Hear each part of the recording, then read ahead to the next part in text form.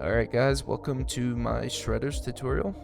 Here I will be teaching you and breaking down all the things that you need to know on how to play shredders. So make sure if this helps you out, you drop a subscribe and like the video too, and that'll help out the YouTube algorithm and help other people. So let's get into it. Alright guys, so the first thing we're going to focus on here is the menu.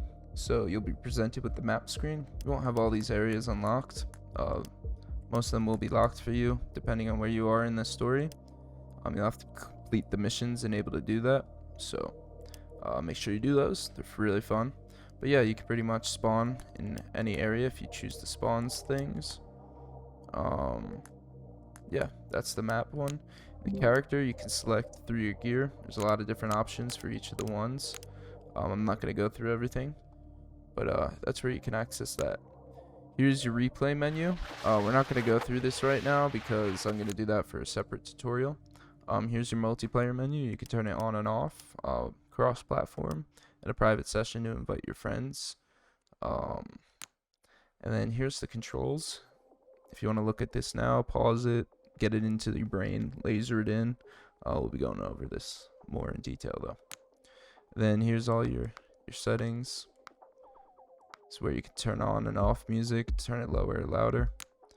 And then here's the quick menu. Shouldn't really be using that. You're playing this game all the time, right? Getting into it now.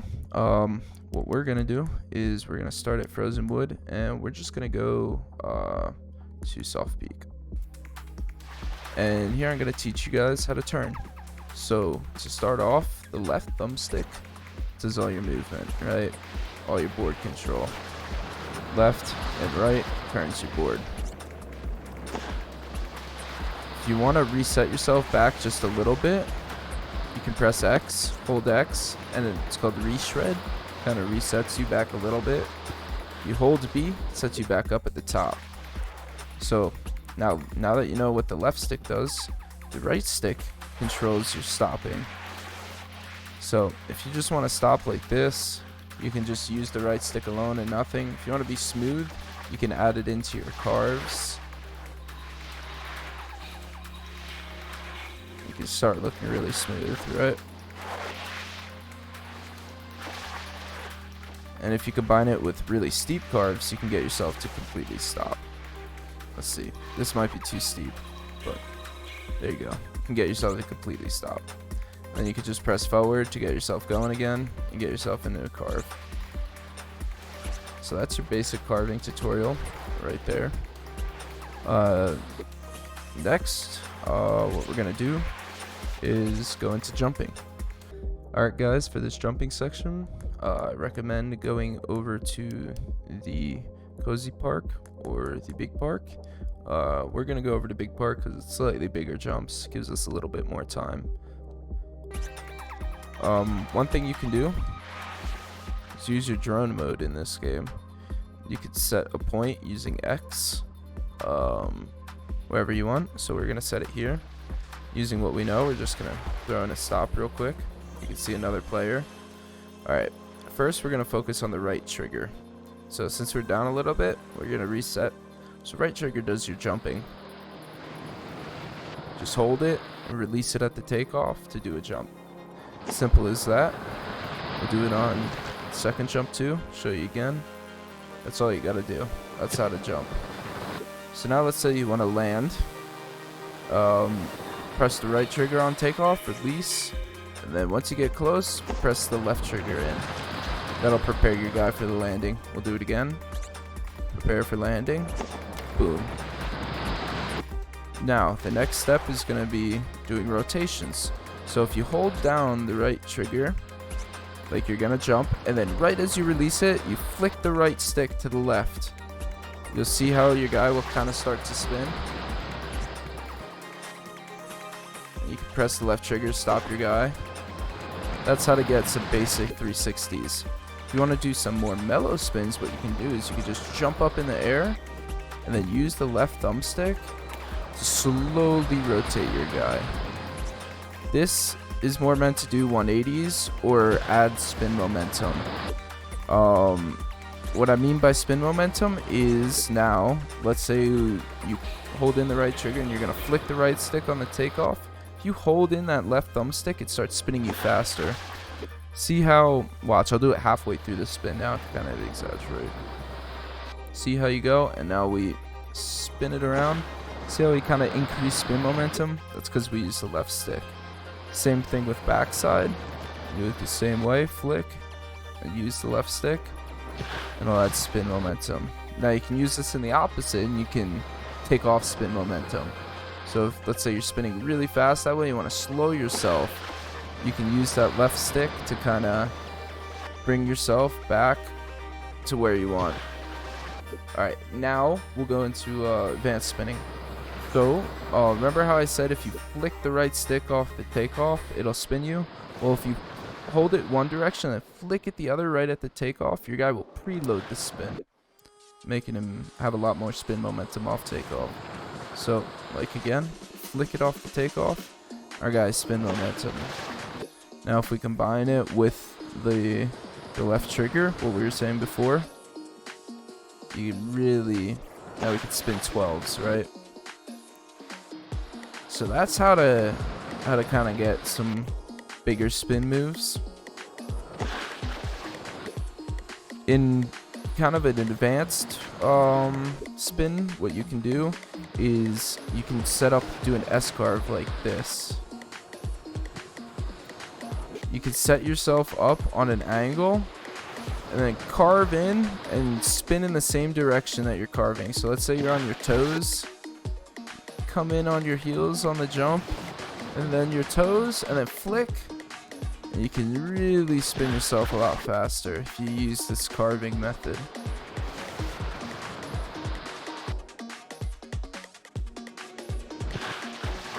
So remember how I said you can use the left trigger before to kind of spot your landing?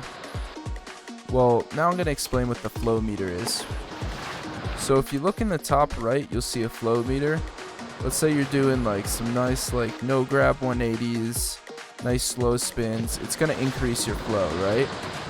Well, the second you start using your left trigger, it's going to decrease your flow because you're stopping your rotation. So you don't want to do that. But what you can do is, combining what I said before about the left trigger and the right stick, you can actually spot your landing using those without the trigger. So we go back 180, we can see that we're going to come up a little over rotated, so move the right stick to the right. So like I was saying, you can use each one to kind of slow your landing down and come back. You can slowly perfect this to be able to do this on bigger rotations and use your kind of like counter rotation to stop yourself. Next thing we're gonna do is grabs. So to do grabs, it's done with your bumpers and the right stick. Left bumper for your left hand, right bumper for your right hand. So let's say you want to tweak it out. You grab one way and hold the bumper down, and then pull your right stick in another way, and that'll tweak it depending on which way you do it. So if you're wondering where kind of like the grab comes from, your right stick controls your board. See how we're moving the right stick like to the right?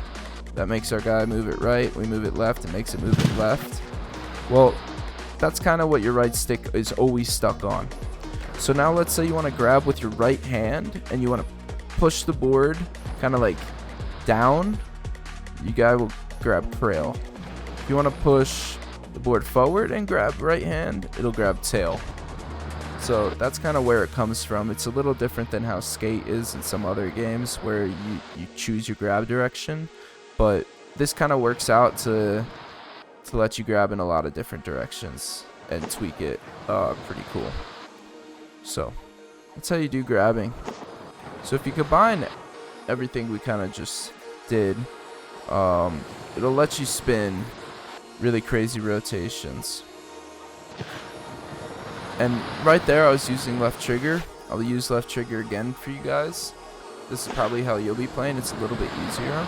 But this one I'll use no left trigger. And like I was saying, you can kind of start spotting around your landings a little bit more advancedly.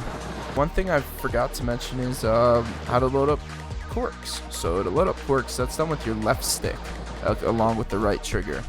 So what you want to do is press the right trigger and then push the left stick. Let's say you want to backflip, push the left stick forward, like kind of like you're preloading it, and then flick it down right at takeoff and hold it there because we want to hold our momentum.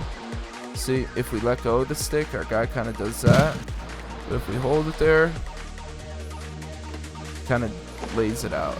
That's how you're gonna do your flips, right? A cool little thing you can do with this is once you're in the air, you can press the right trigger and your guy will lay out the trick or lawn dart the trick.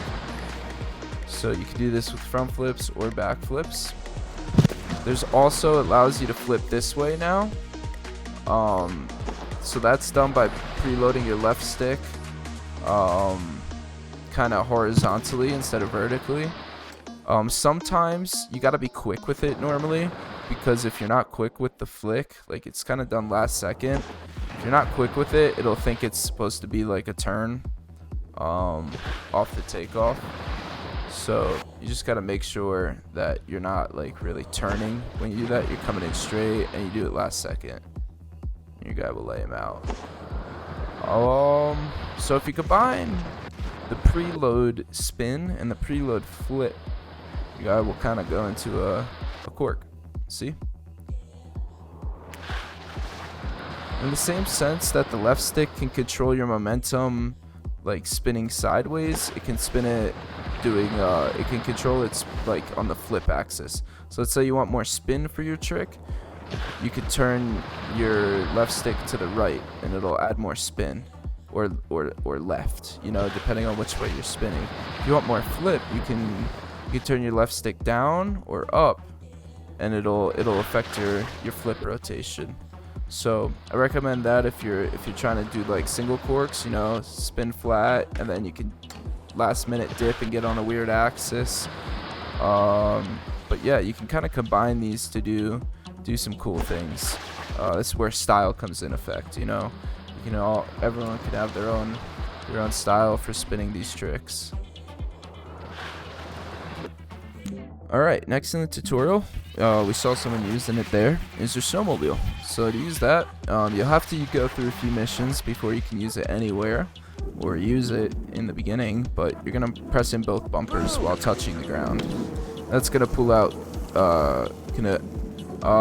You can control his speed by left trigger down slows him down, left trigger forward speeds him up. You pretty much gain his control when you're attached to him, so it's the same thing as carving on the board as you do in the snowmobile. You can let go of one trigger and it'll put your guy goofy if you hold on to the right bumper. If you want to go regular, switch it over to the left bumper and your guy will switch over to regular. So that's your snowmobile tutorial. You can use them in a lot of situations to pull you into stuff. But yeah, there you go. So onto the rails. Pull out our drone again using Y, and we'll come over here. So rails are really simple. Pretty much you just use your right trigger and then your right stick to shifty. You get yourself on. Once you're on a rail, you can press the right trigger and kind of load up your spin in the same way you kind of jump. So let's say we're going like front board, back lip, pretzel. So that one's easy because our right stick's already pushed that way. Let's say we want to go like front board same way. What we can do is jump on, shifty. Once we're on the rail, we'll put it that way and we'll flick the opposite. So once you're locked in into a rail, technically don't need to hold it anymore. Your character will hold it. Same way spinning onto rails. It's just same thing like you would on a jump, you know. Then left stick controls how you're centered on the rail. So let's say like you want to be centered on that back foot, you do it that way. You don't even need to like pre-spin the spins either. They kind of just come right in like that. But yeah, and if you're on a curved rail, you don't need to move. It kind of does it for you. But yeah, that's kind of your basic rail tutorial. You just want to line yourself up. Like, think about where the nose of your board is and where it's like gonna be facing, and use that to like determine how you're gonna like shoot yourself onto the rail. A lot of real life like snowboard stuff transfers over into this game. So next we'll do butters. So let's do it right here. So butters are done with your left trigger and the right thumbstick. So you push it forward, does it on your nose, you push it back, does it on your tail. If you happen to be riding switch, it's switched up, so like your guy will always hold your regular stance butter. But let's say you want to go back 180, or like this is what I like doing, like back 180 and then a nose butter, right? Because think when you do back 180, your nose is going to be on the back now. That's what's going to be touching, so it's going to be your new tail. See? And then you can kind of hold the left thumbstick and your guy will keep spinning around. That's a cool little butter that you can do. And you can combine the pre-spinning and the right trigger into this. So that was adding the right trigger. You just press the right trigger while you're in a butter. You will do that. Then you can use the right stick to kind of, same way on a rail, you can use it to gain momentum, like pre-spin. But that one's a little bit more advanced. As you can see, I even struggle with it sometimes. You can do grabs out of it, get your speed going. But yeah, this is how you do butters. Pretty much does it here. And the next tutorial will be more focused on the replay system and how to use that. But yeah, if this helped you out, let me know. If it didn't help you out, also let me know. But yeah, hope you guys enjoyed this video. Hope to see you back for more content soon. Peace out, yo.